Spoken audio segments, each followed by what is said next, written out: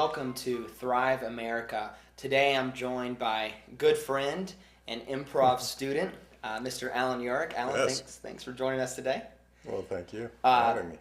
Great. Allan is involved in an angel investment community where he has a bird's eye view of a lot of different businesses and gets to see what makes for an opportunity and what doesn't. And so in my friendship with Allan over the course of this year, I obviously got to know him and invited him to the show, and we asked Allan to develop 10 things that he thinks that could help a business, and Allan responded with 10 killer secrets to developing a powerful business. Mm-hmm. And Allan, these are just fantastic, and I'm real excited to kind of hear what you have to say today. Thanks for inviting me. We're going to start with your first principle, I'll call it, which is developing a stellar advisory board across functional levels. Okay. What does this mean to you? Well, to me, I think that to me, it's a must, an absolute must, that you have to have a good advisory board. To that, a lot of companies don't have it. What they're doing is they're working from the seat of their pants. What I do is I believe in diversity. I believe there's a lot of people that have a lot more life adventures than what I do in the business community, and what I want to do is embrace that and use their life experiences in addition to my own to grow companies. And that's why I think advisory boards along functional levels. I don't mean your golfing buddies or things like that. I mean people that can really add something in different areas. For example, if it's a business development, if you're transitioning from a product mentality into a sales and marketing mentality, one of the things you need to do is you need to have people that are in the business development cycle. And so what they can do is they can help you make this transition. Things like that. If you're operations, when you're scaling up, I think that operations, having people that maybe are a little bit more talented than what you are in that particular area, so that what they can do is that they can help you and support you in that particular area. Sales and marketing is very important, but also there's so many different areas that you need.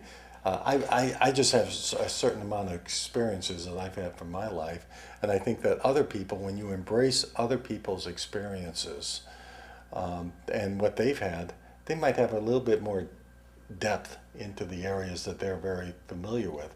So on your advisory board, I think that you should put people that are very focused in maybe, like I said, about 10 different areas in there.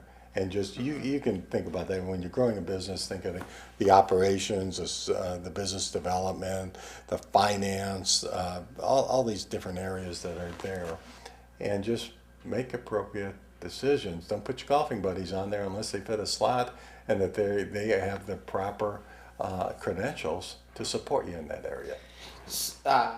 The advisory board. This is such a great principle, and it's kind of Pandora's box. There's a lot of things that just come to my mind, and we could probably spend an entire segment just on this. Absolutely. This one element. But I do want to kind of get some clarification. How soon in developing a business should you acquire an advisory board in the game of starting your business or thinking about your business? Well, I think the advisory board evolves. I think there's 5 stages of a business. The first stage is where you have an idea and say, aha, I got this idea for something. Second is where you flesh it out and you got a product. The third is where you're taking that product and you've made some money on it, maybe $250,000, but you don't understand how to grow the company and how to go to the next stage, which is scaling up to maybe 50 million. And the 5th stage is going and to build enterprise value. And what that means is that you're adding new product lines there. I think in the first stages, the idea stage, what it should be is your advisory board should be very focused on the idea and fleshing it out, and maybe some innovators and some thinkers like that can help you flesh it out. As you go into the second stage, the product stage, I think then what are some of the features and functions that should be in there in addition. When you go to the third stage, I think you should really focus on the sales and marketing business development type people to say, hey, how am I going to sell this sucker? and things like that, and to go in there. As you go into the fourth stage, I think that you've got more.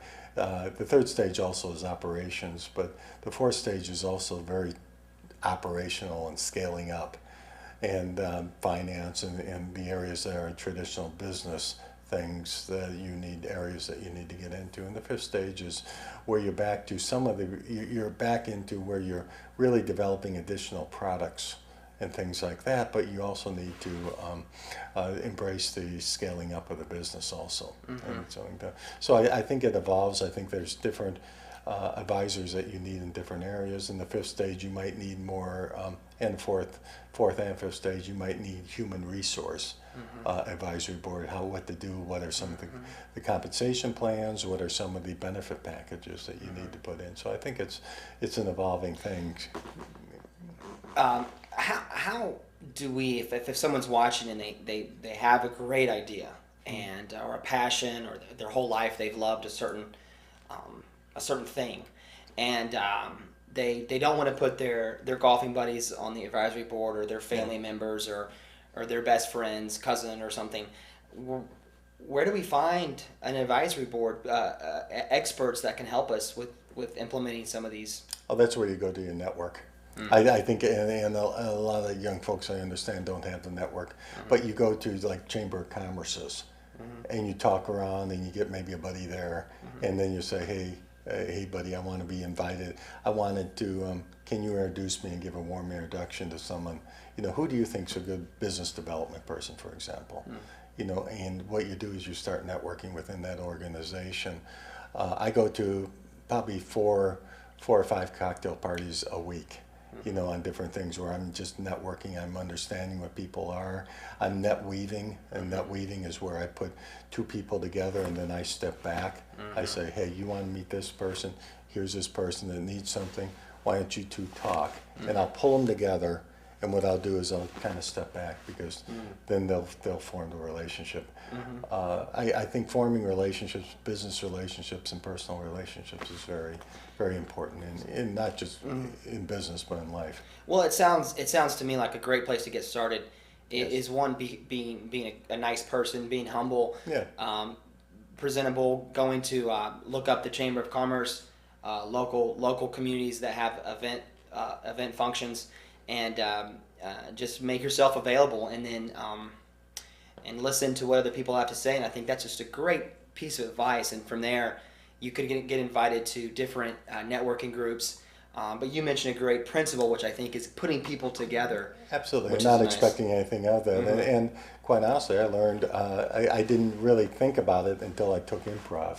And improv really helps me to help and make your partner look good.